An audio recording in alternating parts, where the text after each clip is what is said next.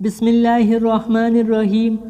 ہند کے کسی شہر کی ایک مسجد میں کچھ سوگوار افراد گھبرائے ہوئے آئے اور نمازیوں سے کہنے لگے ہمارے یہاں میت ہو گئی ہے اور بڑا عجیب معاملہ ہے، آپ حضرات برائے کرم آ کر دعا فرما دیجیے۔ جب سب گھر پہنچے تو ایک جوان عورت کی لاش کمرہ میں رکھی تھی اور اس کے چاروں طرف بڑے بڑے خوفناک کنکجورے محاصرہ کیے ہوئے تھے۔ یہ وحشتناک منظر دیکھ کر مارے خوف کے سب کی گگی بن گئی۔ کسی سمجھدار شخص نے کہا یہ میت کا عذاب معلوم ہوتا ہے جو ہماری عبرت کے لیے ظاہر کیا گیا ہے، اب وہ مل کر استغفار کرتے ہیں۔ چنانچہ سب نے مل کر توبہ و استغفار کر کے گڑ گڑا کر اور رو رو کر کافی دیر تک دعا مانگی۔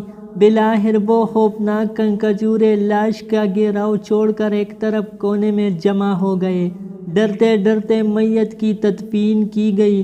نماز جنازہ کے بعد جب میت کو قبر میں اتارا گیا تو بہت سارے خوفناک کنکجورے قبر کے ایک کونے میں جمع تھے۔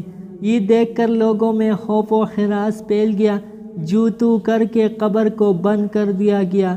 تدفین کے بعد جب میت کی ماں سے اس کا عمل دریافت کیا گیا تو اس نے کہا یہ ٹی وی دیکھنے کی بہت شوقین تھی۔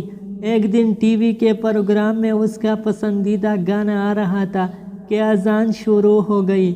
میں نے کہا بیٹی اذان کا احترام کرو اور ٹی وی بند کر دو۔